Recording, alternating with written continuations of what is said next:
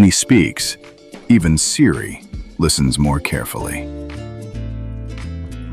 When he enters a Zoom call, echo cancels itself.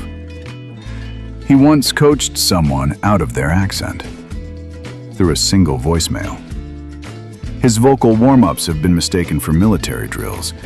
His warm-up routine has been banned in 3 countries for being too effective.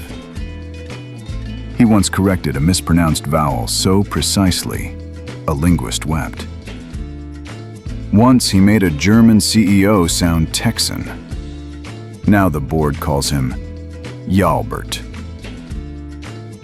He once helped a Russian engineer pronounce focus correctly. HR sent him flowers.